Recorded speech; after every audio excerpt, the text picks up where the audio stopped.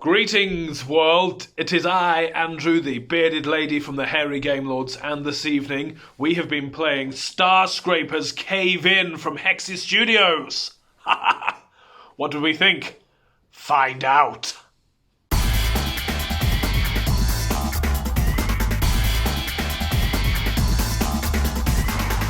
We have been mining tonight in this game, and look at the amazing artwork on the box, and that box artwork is carried all the way through.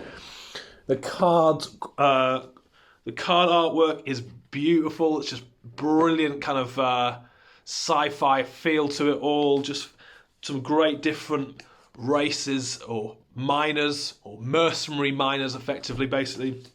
Even the component quality of the card. James was like, "Ooh, I like the feel of these cards." And that is right, they feel great. There's a good thickness to them. Just that nice kind of finish on them. They feel brilliant. All the component quality is really nice. So you've got like these nice kind of punch board. These are the crystals. They're just really nice. Again, artwork carries through on it. The little player board here, which tracks along, sort of, you've got artifacts in here. Above there, you've got your mercenaries, and down below is the mine where all the crystals are. This little tracker here is brilliant. So there are certain crystals that if you mine them, they affect the structure of the mine, and they move up this tracker heading towards the cave in. There are also other things that trigger that, maybe like these cards disappear when they're all used up, and when the mercenaries are used up, trigger those cave-in things.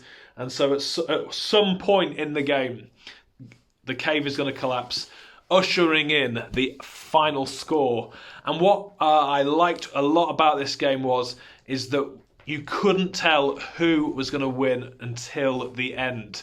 It looked like Hipster King had got shed loads and loads of points, but when it came down to it, there was 2 points between a joint second and first place. It was a brilliant amount of fun, building up all the time, which I'm sure one of the other Game Lords will explain the mechanics of the game, but I really, really liked this game. Ace.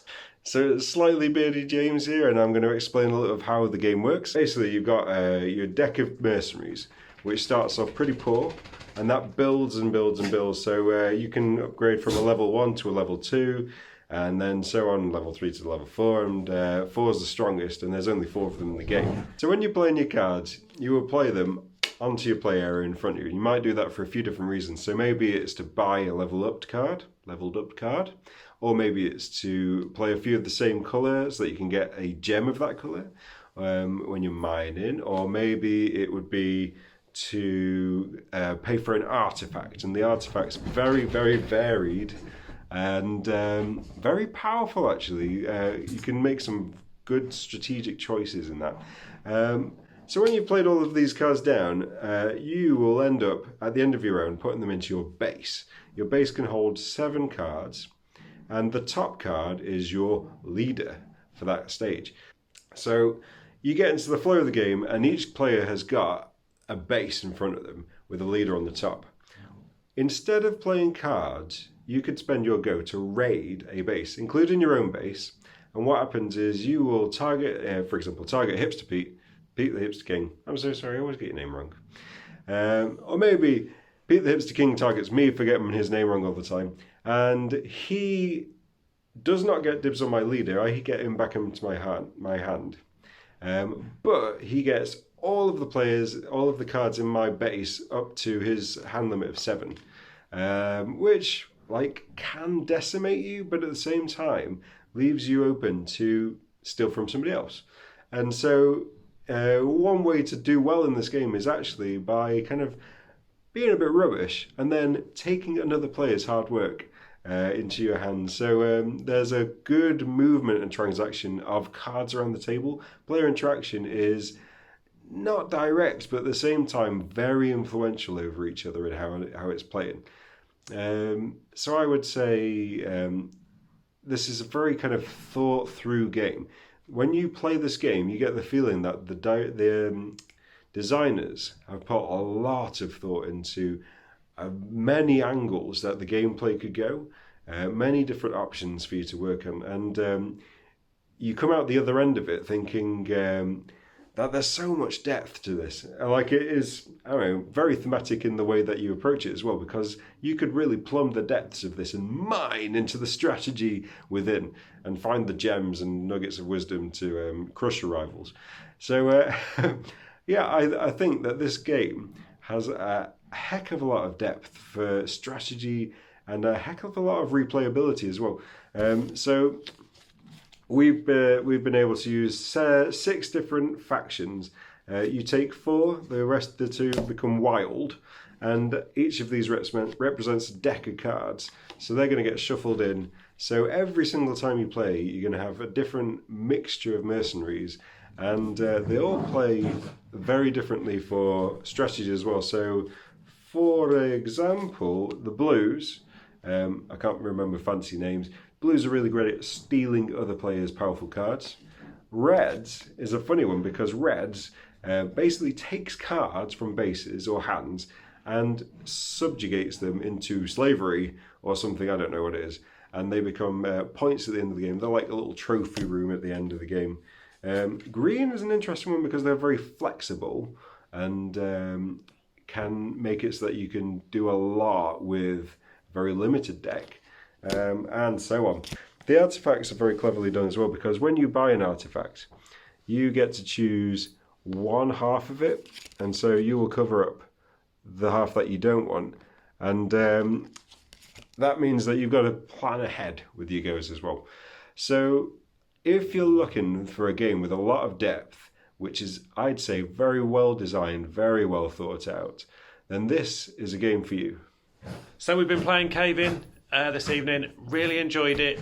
For this one, it wasn't as simple. It's not a simple game, this one, but it's not difficult to pick up. It took us probably about 2 turns and we knew what we were doing, so pretty quick to pick up the core of the game.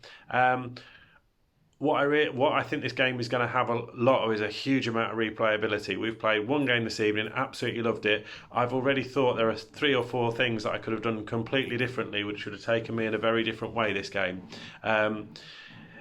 You've got so many different options available to you on your turn.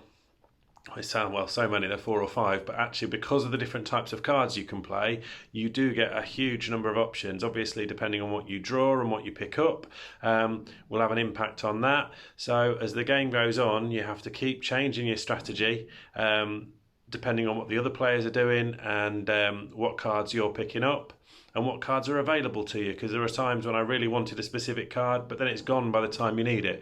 So it's got that kind of, it's one of those games where you, as you're working through, you think you've got it all sorted, and then you realise, I had to play that card to do something else, and that means I can't now do what I was going to do because I haven't got quite enough on the cards. You know, if you needed 6 to mine a particular crystal, and you've ended up having to spend one of those 6 points to do something else, then you've only got 5 now, and I can't buy that crystal, so I need to rethink my strategy. And in the time I've rethought that strategy, there was one point I was after the 10 crystal, which is the biggest crystal you can get, and I'd got my artifact, which gave it an extra 4 victory points. So it was gonna score me a big win on that one, and I ended up playing one card because I had to play it, and that meant that I didn't have the money to buy that. And I could see that there was only one more move for the timing thing to go, and then the game's over, and I was thinking I could lose this, and that would have been enough to have lost the game for me,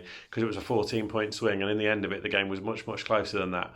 Luckily, nobody else was able to finish the game in the time before it got round to me, and I was able to adjust and change what I was going to do. Love the take that, and the being able to raid each other's decks, and picking the right time to raid your own deck, and picking the right time to raid somebody else's, and being really aware of what other people have got in their decks, so you've got some idea of what other people are trying to do, is really, really important.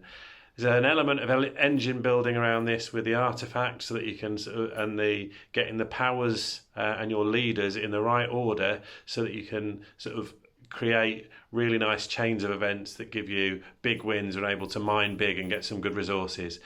So all in all, this is a good, solid middleweight game, I'd say, because it's pretty easy to pick up, but there's a lot of game in there. There's a lot of strategy and a lot of tactics, and so I think some of the heavyweight gamers would be up for the challenge that this game could have, trying to work out what's the best strategy to play. Absolutely loved it. Definitely get hold of a copy.